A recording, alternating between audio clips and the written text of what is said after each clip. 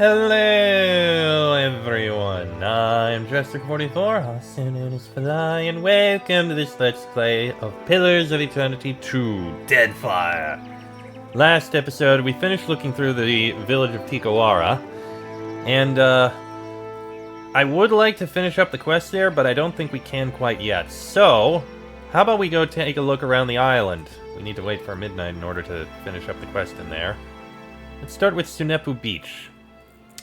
Something about the curve of the path ahead of you gives you pause. With the obscured sightlines, you recognize this is a good site for an ambush. At the same time, you don't hear anything out of the ordinary. Actually, you don't hear anything at all. No hum of insects, no rustling of animals. Even the air has stilled. Investigate your surroundings. You are our best option.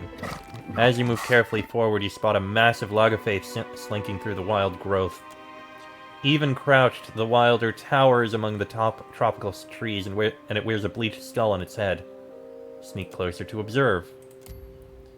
Even the Log of Faith doesn't seem to have spotted you. Yet. Can we sneak past the area? I think we can. Making as little noise as possible, you creep away from the creatures. You continue down the path without further interference. Nice and easy. And we got an old battleground to clear out. The site of a recent battle spreads before you. Okay.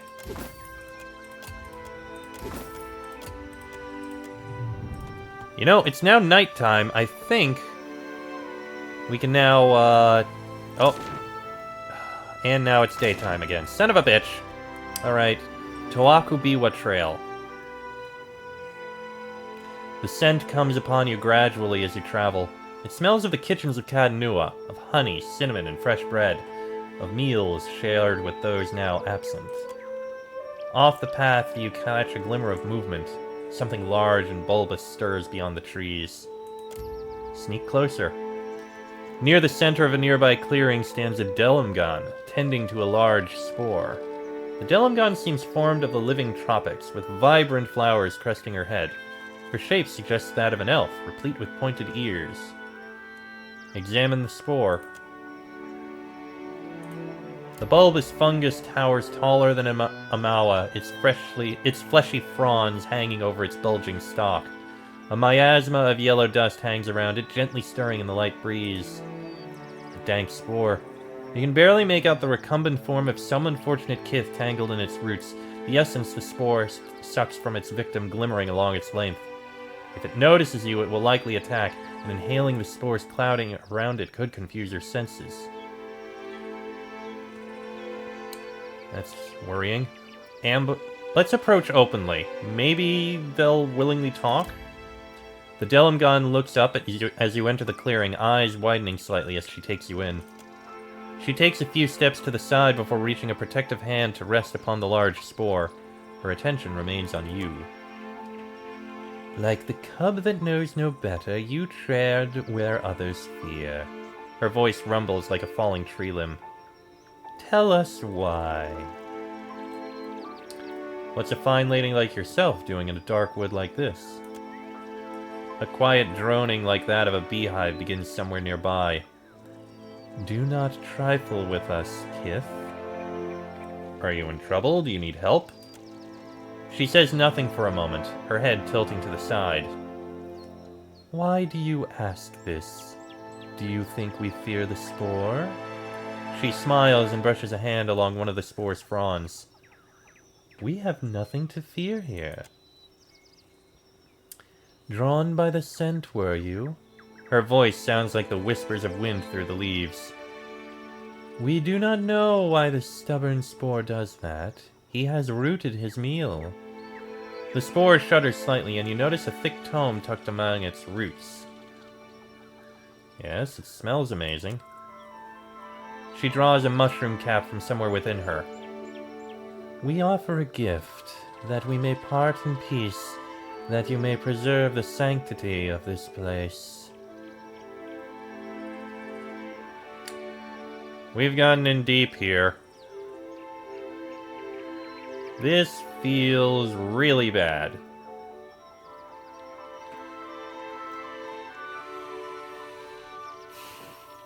I feel like eating it would be a horrible idea. Throwing it would offend them. And I feel like we shouldn't... We gotta draw our weapons and attack. I'm sorry. This just feels very bad.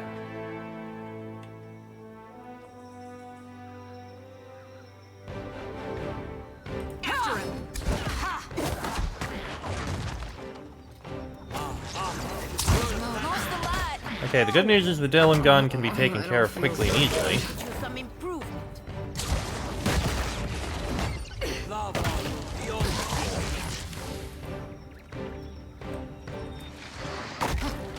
Okay, you guys can finish off the Earth Blight.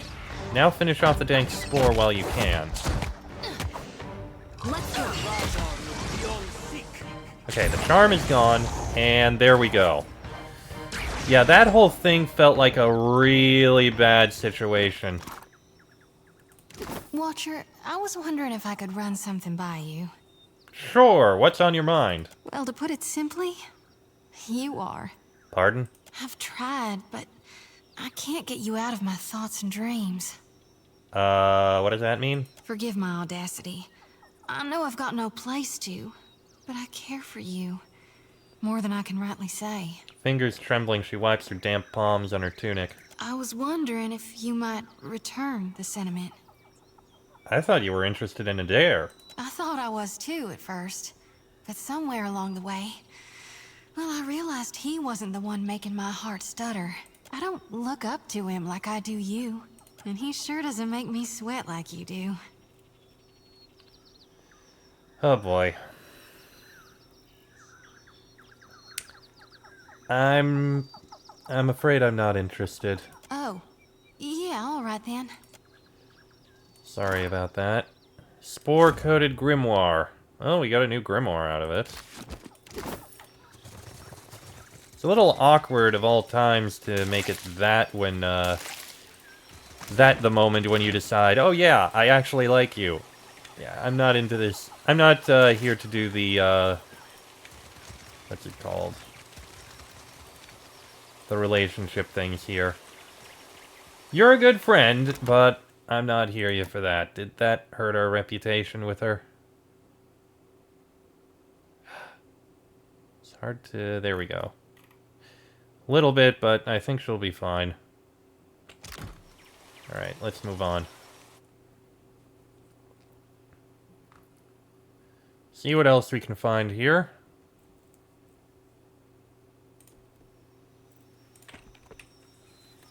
Okay, we got some fruit we can pick up here. And then a burial site. Okay.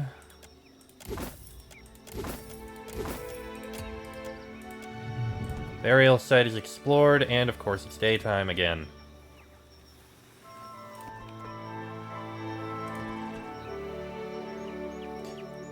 You know, if we just let a little bit of time pass like so, I think we can do this now.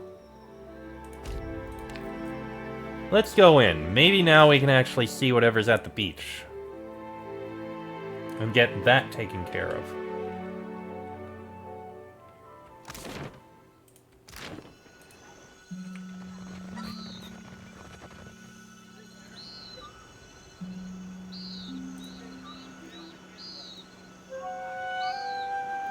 Yes, I think the tide went out a little bit. Can a weaver not damn it! soak his feet in the cool sand? Hold on. Our village has... Hold on. Okay, let's try that again, but... Tight ship. Do you ever disagree with orders? Naturally. And I bark about it until the boss tells me to stand down. You Rowettians aren't much for passive aggression, are you? Well, okay then. Anyway, we were about to do a conversation.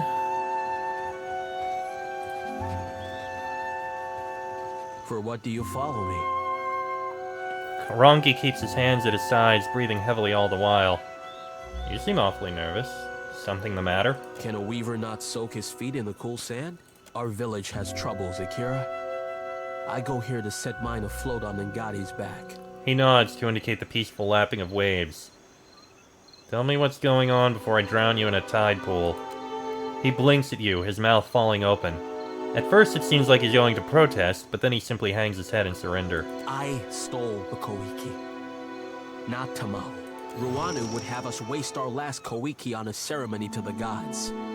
I say the seeds must be harvested and planted. He nods, resolute on this point even as he eases back. So I hide them by the shore, where the sun warms the sand just so. And I wait. Storing fruit in a moderate heat source. Not a bad way to ease the seeds open. Akira, do you cultivate? Koiki is tough, stubborn. It does not surrender without a fight. I let Amira's hot breath warm the heart of the seeds and tell them to grow. So why frame Tamao? Why not explain it to the chieftain? Ruanu would not understand. A Kuwaru like me is no farmer. It is not my place to decide what is harvested. But if I can spring life from the Koiki seeds, then we have a chance to feed the tribe on a new crop. At least, what tribe still lives by the time the fruit grows?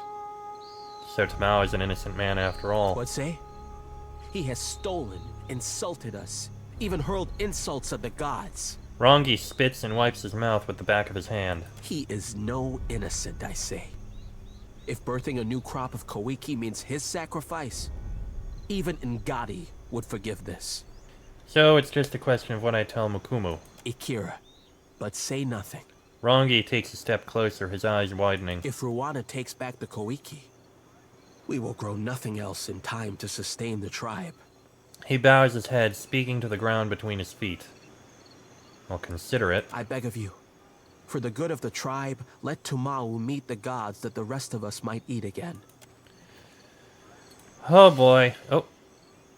Oh, I found something. Sure.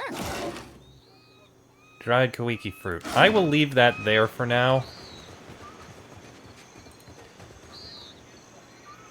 So, okay, then. Tougher choice than I figured. Yes. Hello. Whatever you...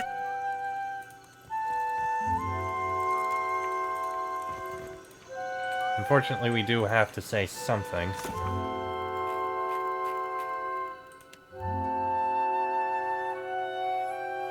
Yeah, I guess we do just have to take it regardless, so that we can show that we found it.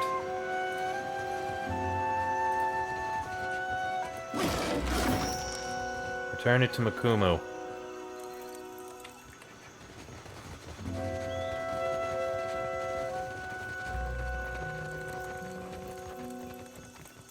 Yes. Hello. I found a bunch Whatever of you Koiki need, fruit I buried can by the help. shore. Hidden from all the sand crabs and liars, I say. Akira, that is no work of mine. Though I want to see you lose a finger to the crabs, digging up the rest. Tamao laughs in spite of himself, his teeth red with dried blood. I say I'm beyond finished. For this, I'll feed you to Ngati myself. Mukumu unsheathes his dagger and advances on Tamao. Wait! Rongi was the one who hid the Koiki. The dagger bobs in Mukumu's hand, his pinched glare hovering on Tamao. Akira, this is true? Why would Rongi do this? He wanted the Koiki seeds to sprout. What say? He thinks a weaver knows better than the Ranga what to do with our fruit? His grip tightens on the hilt of the dagger. Two traitors. But only one deserves death this day. Resolved, Mukumu nods to himself and presses his lips together. Without another word, he passes you some bottles and shells. Okay, that didn't quite go how I'd hoped.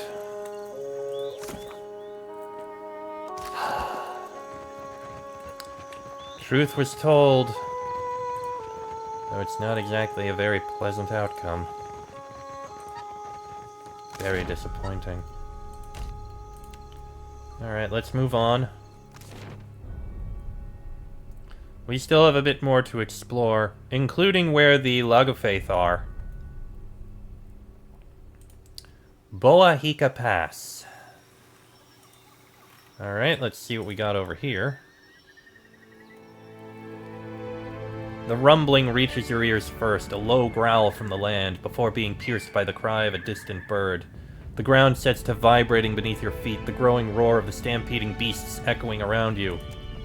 You crest a rise to find that the stampede has passed, now only a rumbling cloud in the distance. As the dust settles, you note that a few of the boar remain, fallen and still, with large feathered darts protruding from their fur. A single upright boar remains, a piglet that nudges its snout against one of the prone beasts.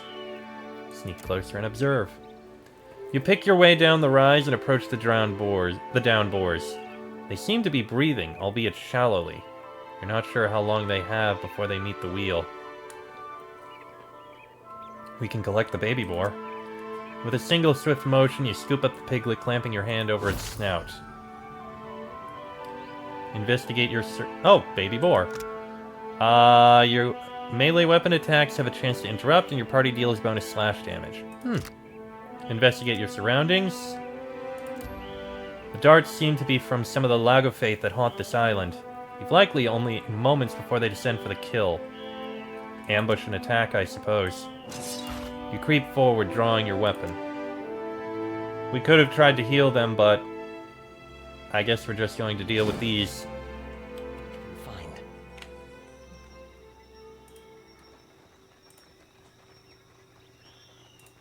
Well, we can get closer to them at least.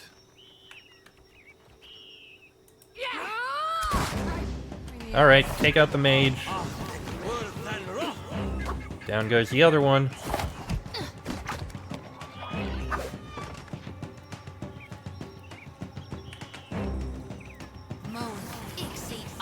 Oh, here comes more. Chief Echoing Strike. I reap what I sow. And there's a Sidewinder. After him. Hey, level ups. Very nice. Is that all there were? Ring of Overseeing. That is a good ring. But yes. Ooh, level up for me. An athletics boost would probably be nice. I want to give some points into insights because it's something that's good to have, I think. I get one ability. Power Strike is interesting. Let's see.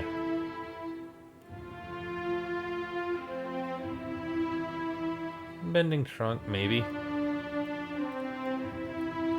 Then again, Penetrating Strike would give, would be more damage against someone, which would be nice. I don't really care about Discipline Barrage.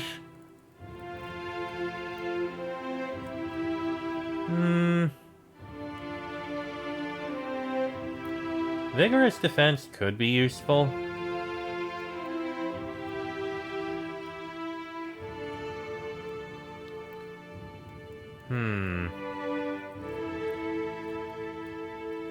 I could take Arms Bearer.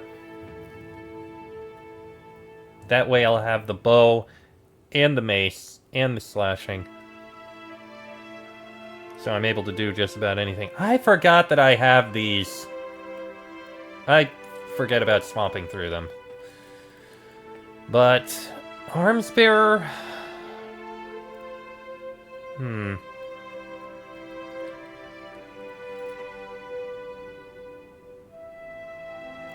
Screw it, I'll take Arms Bearer. That way I'll be able to keep this bow in, so that I have a third weapon choice if need be. Then we've got Jyoti. Point in Arcana. Point in History, that looks good to me. As for the ability we'll take...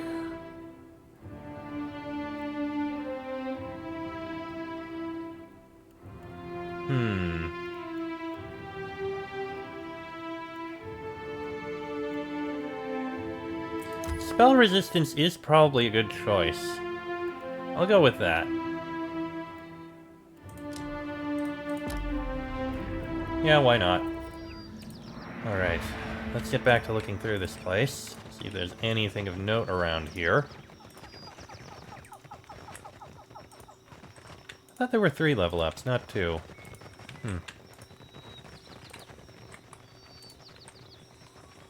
Sure. Okay, there's the dead boar. Well, let's move on.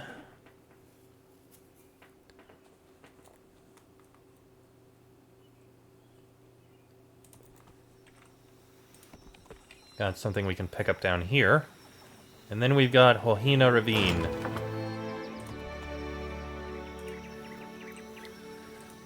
Let me drop down a save before we go in here.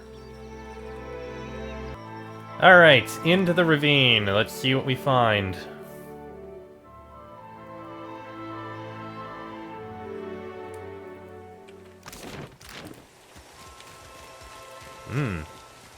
Bit of exploring. And I see a trap. We here. We got. Careful, oh, they're coming. They're coming. Let them come out, and they hit the trap. Perfect! I think there's Right between the eyes.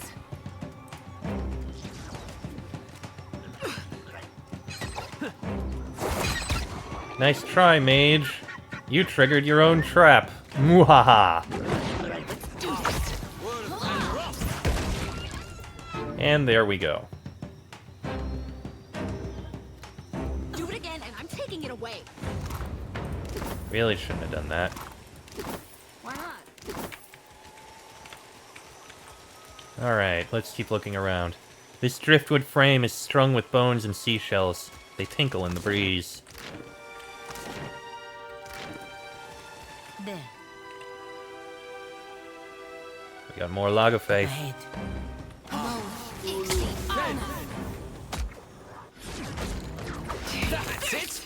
Take him out. The good news is these guys are dying very quickly and very easily.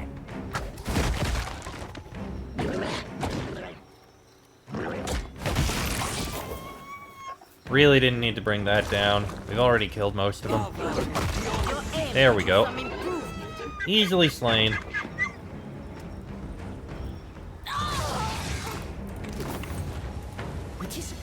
Another trap. Sections of the boulder have been etched with strange runes and glyphs. Many of them seem to represent local plants and wildlife. Okay. Nothing there.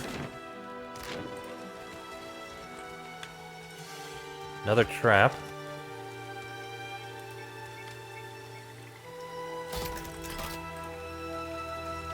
Let's see what we got down here. Oh, these are different. Guess I'm first. A Delumgon, Assassin Vine, and Jungle Lurker. Let's go. Me and you are about Okay, that's a good choice on that Jungle Vine. Now the Jungle Lurker. This is futile. Very easy to slay. And there we go. Perfect. Well done.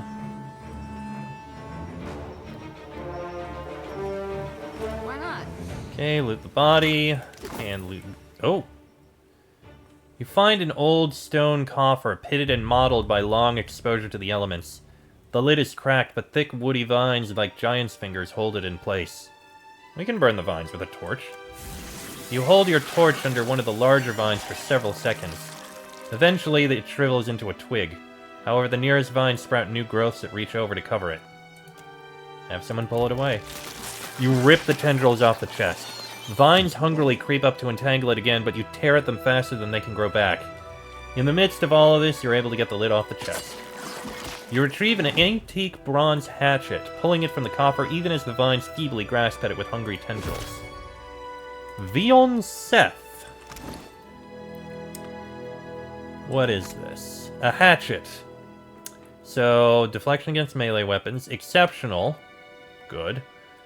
Extra melee damage to plant targets and targets with plant status effects, and bonus to all defenses against plant attacks while above 75% health.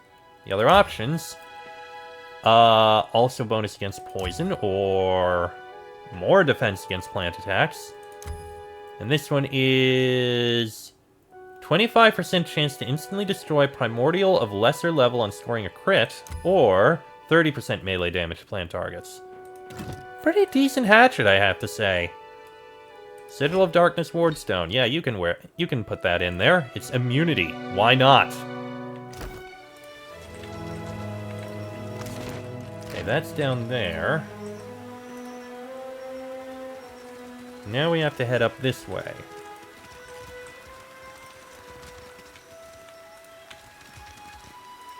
Oh. Oh, hi.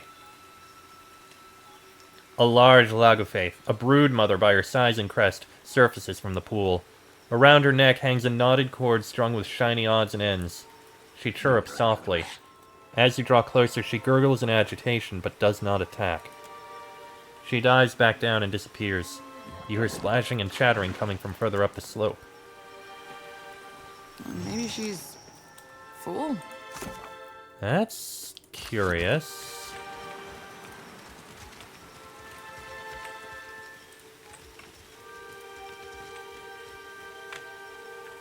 Cocking her head, the brood mother watches you and lets out an inquisitive chirrup. Chirrup at her. The brood mother stops gurgling and takes a tentative step closer, craning her neck with interest. Other Lagofaith peer and chirrup at you. There's a pack-hunting swamp lizard in Adir with a call like that. It normally means they have you surrounded. A young Lagofaith pokes its head out from behind one of the adults and burbles happily. The adult ushers it back with a firm claw. It looks smaller than the hatchlings in the cage, but not by much. Oh, Anna. Lagofaith. Observing the exchange, the broodmother looks to you and lets out a plaintive cry. Anna. It sounds like she's trying to say Huana. Huana. Snarls and gurgles rise in volume. The other Lagofaith bare their teeth at the name. Oh, Anna. The broodmother hisses. Her attending warriors brandish spears, clubs, and blowguns. Can't really blame them, can ya? You hate the Huana. Gelade. I did not even know these Wilder could understand Kith languages. Hatchlings. She screeches. Not at you, it seems, but at what you've said. Many claws tighten about weapons and tails lash in eager, hypnotic rhythm. The broodmother watches you. Yes, I saw your hatchlings caged in the village. She screeches with emotion, rocking her whole body back and forth. Her bristling fin flashes like a blade. The other Lagofaith bare their teeth even wider. Turning her attention from you to the formation of Lagofaith, the broodmother hisses and flicks her tail, gesturing down toward the bottom of the ravine, toward the village. The others bob their heads in agreement. Oh, Anna. She turns back to you and growls. I can rescue your hatchlings, but your clan must stay away from the village. The broodmother chitters and blinks at you, tilting her head this way and that. At last, she raises her head and trills to the treetops. One by one, the other Lagofaith lower their weapons and snap their jaws shut. Please, hatchlings. Hopefully they agree. Oh, a trap. I can disarm the trap. I'll just not loot anything from them right now. So, our options here are... kill the Lagofaith broodmother and end that whole threat, or save their hatchlings and hope that they agree to leave them alone. This will be a choice. And a choice that I think we'll have to make in the next episode, because this one's gone on about long enough. Next episode, I think we'll see if we can negotiate with the Huana. Till then, I am Chestic44, also known as Falai. That is Laniara, Palagina, Joti, Maya, and Aloth. This has been a Let's Play of Pillars of Eternity 2, Deadfire, and I shall see you all next time.